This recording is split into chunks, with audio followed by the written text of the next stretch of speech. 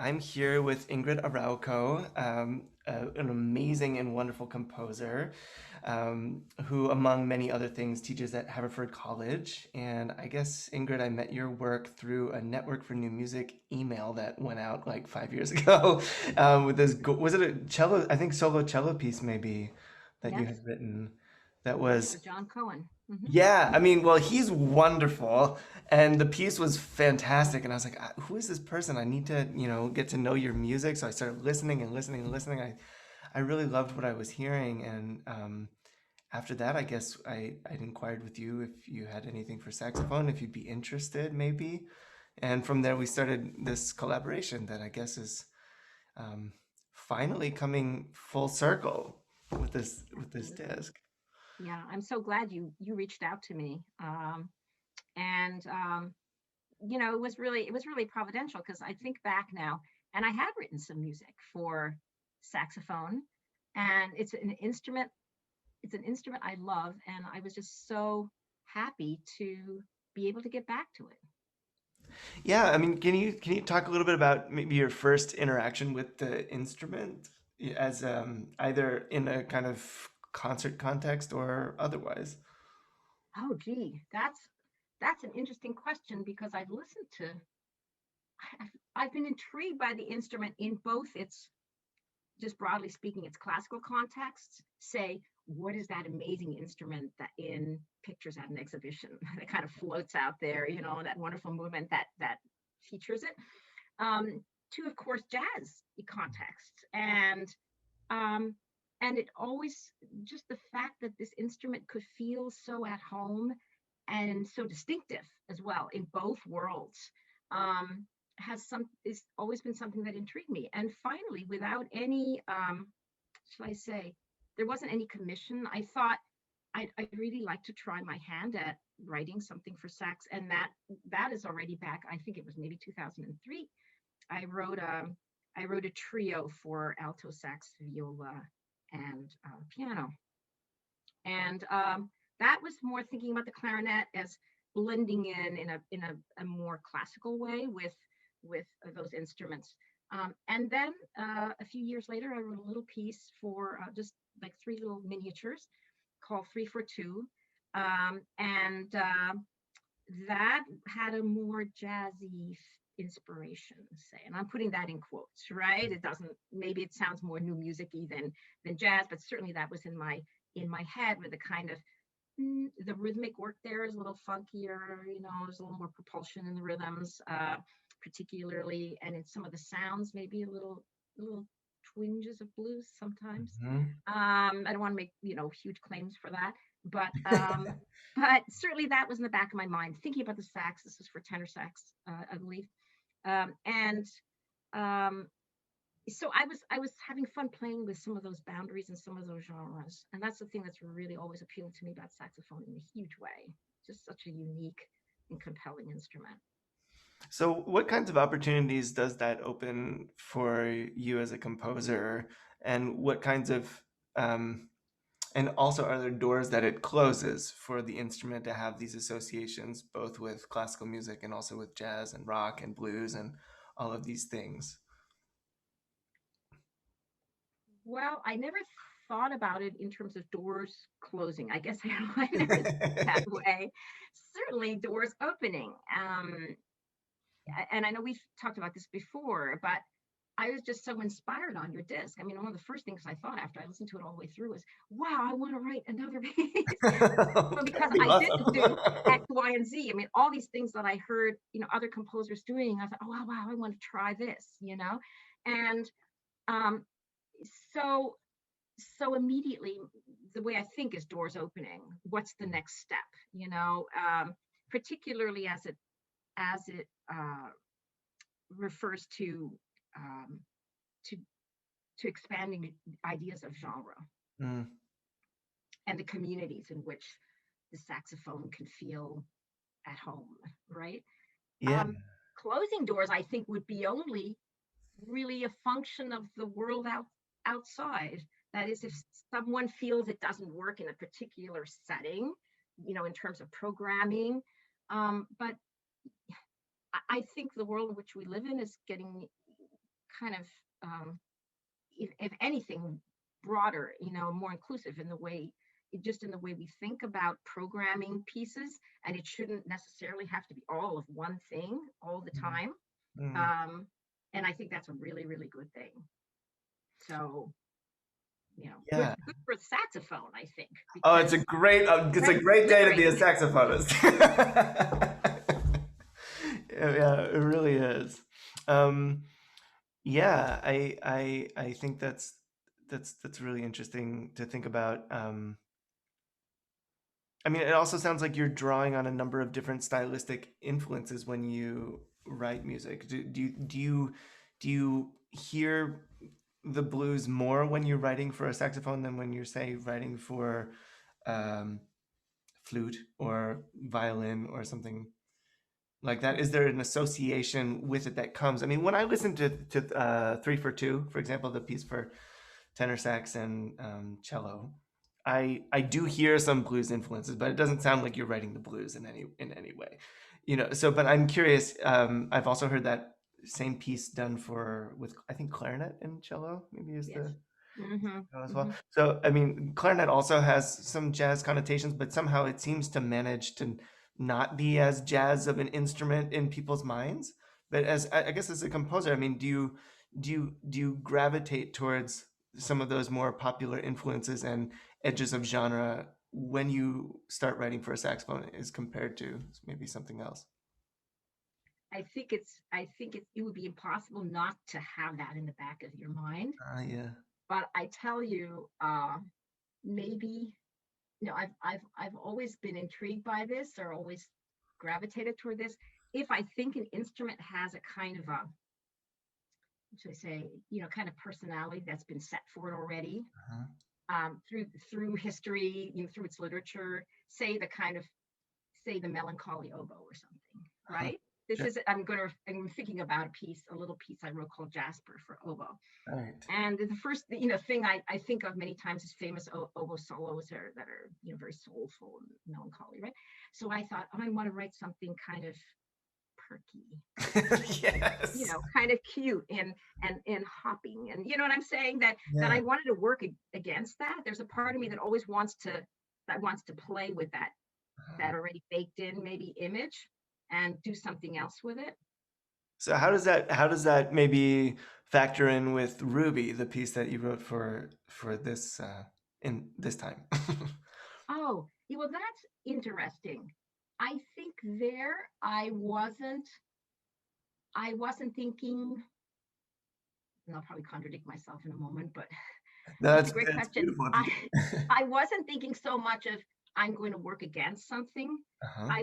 I was so inspired by the conversation we had and listening to you, with this whole idea of timbre and what the instrument was capable of timbrely. And you're playing very high and you're playing very low and you're playing these very, very notes that just seem to have an incredible resonance and vibration. I was sitting in that big room with you and you were Right. just I you were have just playing, right? yeah. um and so that's really the idea that I took there. And I wasn't so much thinking, as I have in, say, the oboe piece, about doing something that might be different. Um, something that would be work against any sort of preconceived notion about what the sax was, right, as a character. In some ways, you actually got right inside of what it is, by listening so closely to the sound of the thing and all the varieties of the thing. I mean, the saxophone. I mean, I think what it helped the relationship between the saxophone and genre for me is so interesting. I mean, it helps to produce and shape the genre like any of the instruments do, of course, um, by the nature of what it is, but also like the stylistic practices that we kind of impose on the instrument as we approach the genre, which has been developed alongside other instruments. Also, is kind of so it's this kind of interesting two-way relationship, which I suppose is very literally what happens in music making in general, but in a certain kind of way, like really listening to the sound of the thing and what it can make, and then seeing where it goes from there. I think is kind of an interesting process that I think comes across really well in the piece. I mean, you've got so many of these hairpins with huge fortes and diminuendos, and then these you've got this magnificent slide up into the altissimo register and back down, which is really Thank you, fun to do Jonathan. and very challenging.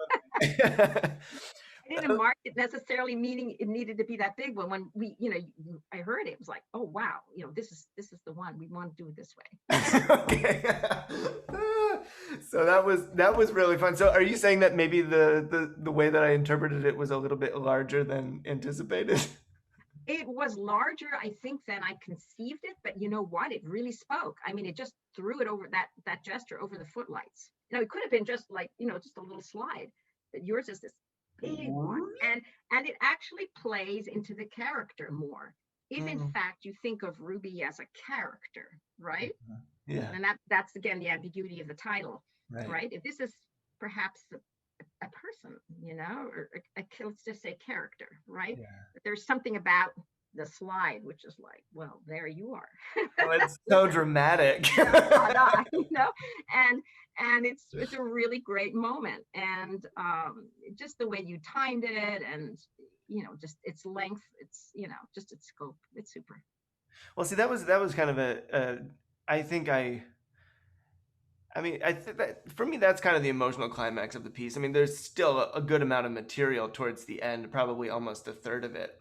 Mhm. Um, um, and yeah, I definitely was looking for this. I think it's a challenging piece to interpret for me. I think it took me a lot of studying and contemplation to be able to get it to where I did, and I think I would still like to do a lot more to bring out more variety, because there's a number of sections that are. Um, kind of on the louder side, but there's also it requires a huge amount of timbral control at the same dynamic, which is a really interesting Right. kind of thing, rather than like allowing the timbre and the dynamic to track perfectly together. Like to be able to hold the dynamic and vary the timbre Mm, at any different dynamic is really right. challenging. That moment, I think also I was thinking about. Rhapsody in Blue and the like clarinet like, gliss, and so that's our cousin, right? Right. The No, other absolutely. instrument, lacking a saxophone, you should really use a clarinet. um, but yeah, yeah, it's a fabulous piece. And I find the leaps so expressive. I don't know if it's a lot of ninths or I can't really remember exactly what the intervals are, but following the harmony, I mean, what I hear like when I play it, following the melody, these kinds of like goal notes happen displaced by octaves very often, and Right. phrasing Hmm. between those, um, I find very challenging and very rewarding, and I think for me that's what kind of gives it the quasi recitative or not recitative, but the kind of like vocal Yes. quality is that kind of like always reaching up and over and back down in this kind of like circular kind of shape for me anyway. Yeah. Well, I think that recitative quality was something that I was definitely playing with. Yeah, Mm, and going for. I mean, there's sections of the piece which have these sustained notes and then these rush notes, da, da, da, da, da, like someone is muttering or saying something. And then, these little passages where all of a sudden it seems like maybe the emotion has broken, for a moment, and there's this muttering, like an aside, and that happens that's sort of a conversational quality, or maybe interior dialogue or something, that's going on. But I will say, when you mentioned that uh, the the climactic point as you read it was well before the end of the actual end of the piece, that formally there are some interesting challenges here, and we talked about that. And I think part of it is that the character is complex, and it's not just all about this this declamatory statement that it's just straight ahead. And that's something actually that I have thought about as a composer and has come up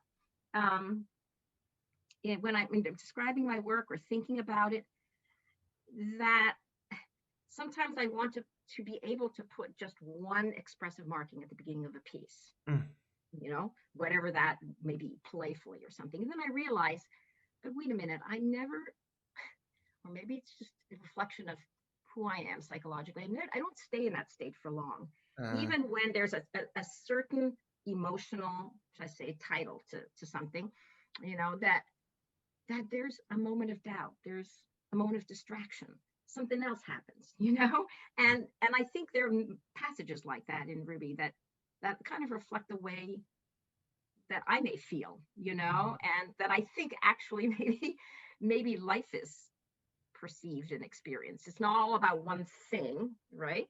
It's even if you are generally happy or generally sad, there may be a moment in there where there's all of a sudden, you remember a joke, or there's a distraction there. So I think that creates challenges, certainly when you're interpreting. It's like, oh, does that piece fit in, or does that little piece here, which sounds like a parenthesis, is that referring backwards, or is it referring forwards? Or and it's obviously my job to try to make that as clear as possible. But nevertheless, I know it's challenging. yeah, no, that's it's really beautiful to hear. Or sometimes they might just be one of those momentary shards, just something that just and drop Right. it in, and then oh, where was I? I feel like that Exactly. sometimes. Yeah. Um, and how what an interesting thing. I guess that makes me think about the way that I perceive a lot of music as being kind of narrative driven in some kind of sense, and I'm thinking, okay, so what does that bring to my life when I listen to a narrative thing? And for me, often it's kind of an experience. It's a little bit kind of pre determined to some extent, kind of like emotional trajectory that I'm more or less supposed to experience. Not that people necessarily really hear the way things are intended exactly, but how interesting to have something that's maybe a little bit more reflective of life and the way that it actually works, not necessarily in kind of a retrospective of like, oh yeah, when you look back on when I look back on my life, I can like chart a very specific course of like how everything happened, or I could chart a completely different course of how that happened, or I could, because it didn't really happen that way. And in Hmm. this sense, like realizing this thing that's kind of like been it's composed already, but it has kind of a freshness and like an immediacy to the possibilities of like interpretation along the way. I think is, I don't know. I think that's fabulous. Well, great. I mean, it's something that I do think about and sort of toy with, because there's a fine line between, of course, making room in your work for a kind of sense of immediacy. On Mm, the other hand, you don't necessarily want it to sound like a series of random events. There need to be connections, and there needs to be, of course. momentum and a reason for everything sort of happening, the way it is. But it is, or at least that's how I think of composing in the craft Yeah. sense. You are creating a narrative, but you want that to have some room for, just for play, Yeah. and different ways of thinking about how pieces fit together. Uh, So, and flair. yeah, yeah, but a flair, yeah, flair definitely. Yeah, so I guess I was also wondering, with some of the other pieces, I love it's a fantasy quartet that you wrote a number of years ago Oh, in the Havana. yeah, yeah. Mm-hmm. That's a gorgeous piece. Why, thank you. Yeah, that's an older work now, I have to say, but well, not too old, but still. Yeah. That's a piece. That's a piece for the Messiaen arrangement of instruments there. The violin, the cello, clarinet, and piano. Um, and yeah, I that's actually a piece I come back to myself. I mean, I don't listen a lot to my own music, in fact, very rarely, because I usually think forward rather than Uh-huh. backwards. But I've been lucky. So lucky to have musicians that are interested in playing it, and so I've had a chance to revisit it a number of times, um, not to, uh, well, pretty frequently actually, and it's been great for me to um, to see over a space of time, to recognize that yes, I wrote this. It's also taken on a life of its own, and also to see, different. Should I say I've moved in different paths, since then, and it's so you can see appreciate what time brings, and how perspectives change. Uh, how would you say that maybe your um, questions or creative process or um, interests maybe have changed since that time? Well, I don't know if my I don't know if my interests have changed. I think perhaps technically, there are things that it just brings us back to what we were talking about before, that I'm interested in doing. Maybe that piece is very, um, should I say, I feel that there's a very, very tight narrative there. Well, that's part of the whole ethos of it, right? Mm-hmm. That, um, you start, and it starts very dramatically, and the whole piece just kind of moves on from there in a very, very tight way. And I think I've in some more of my recent work, I've just been a little looser Mm, about how the form is realized. mm, And that's not a criticism of Fantasy Quartet. It's just where I was at that time. And I might do it again in another piece. It really depends whether I need it, and I want to do it. But that always strikes me that, wow, that narrative is very, very, very, very tight. From second to second, it's very, controlled in that way, which hopefully doesn't mean that, and I don't think it does, means that there isn't room for interpreting mm. right there. I think there's plenty. I think that it's just in a different way, though. It's not so much about questions of maybe larger formal questions or how pieces fit together. There in that piece, I think it's a lot clearer. Mm-hmm. So what else is going on? It's been a few years since we worked closely on this piece. What have been Mm-hmm. some more recent interests or projects, or what's coming up for you? Oh, gee. Well, um, my most recent project that I had just a lot of fun with, and was, I have to say, it was sort of a lifesaver for me psychologically. Mm. Um, this past year was a work for shakuhachi Oh as my yes. first time writing for this instrument.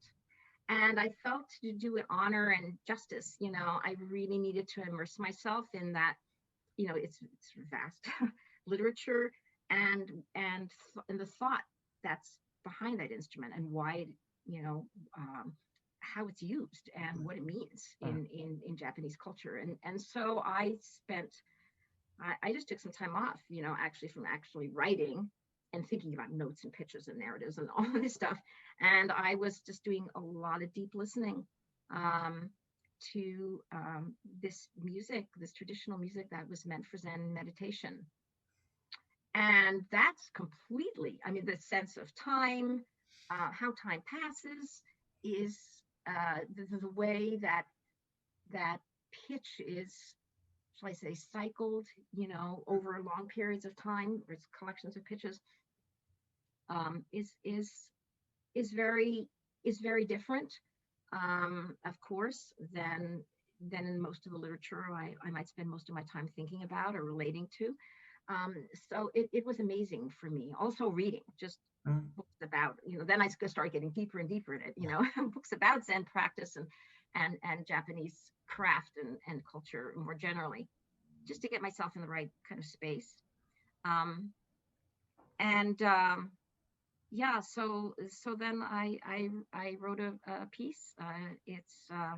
It's called "Now It Is Spring," which is the first line of a piece of ancient Japanese poetry. Um, and It too has a kind of recitativo quality in sort of six sections, but there are motifs that are shared, and it's interesting. I have to think about that, vis-a-vis Ruby, because I think that's probably its cousin in a way, but Uh, it's in a different. Obviously, it's a very different tonal sphere, and and in writing anything, for any instrument, you want to make it seem, even if, as I was saying earlier, you play against character, right? In this case, I certainly didn't. I really wanted to be um, very much of the instrument, uh, but still sounding, I didn't worry that it wouldn't sound like me. It does, I think, I think it still fits, but there are just technically other things you do have to think about, what's going to work on that bamboo flute, as opposed, of course, to a modern flute, right? uh, Um, and so it was an amazing experience. I just loved it. And also working with James Schleffer, who this wonderful player in New York. Um, and So there was a lot of collaborative effort there, just getting this piece into, you know sort of where it needed to be, on the instrument. So that's just been incredibly rewarding. And in fact, I'm thinking I want to I want to write for that instrument again as well, yeah. maybe in combination with voice. Oh wow. um, yeah. um, and it's just opened up another whole world for me, just thinking about the whole non-Western, instruments, how to approach them, how they're integrated, with with other instruments, perhaps Western instruments. It's a huge topic, and there's already been a lot of wonderful composition in that vein. Um, Before that, I think I wrote a sonata for guitar, which was also a new instrument. Was a new Oh, instrument for me, for Jordan Dodson. uh-huh. And that was a super experience. That's a pretty long piece called Sonata con Serenata. Um, and Yeah, gee, I I have all these ideas, and of course, I want to write again for saxophone. Yes. I was really excited about, yeah, I was really excited about the work you've been thinking about recently, about, again, like Yeah. saxophone in a group of Mhm. other instruments, because Mhm. a lot of what I've been thinking about, actually, most recently, has been solo work. Hmm. It just has happened that way, just because of how, projects have just, evolved, right? Yeah. But just the idea of ensemble now is um, just a different mindset, I mean, it right? sounds like it must It's be about quite. relationships, right? It's about relationships.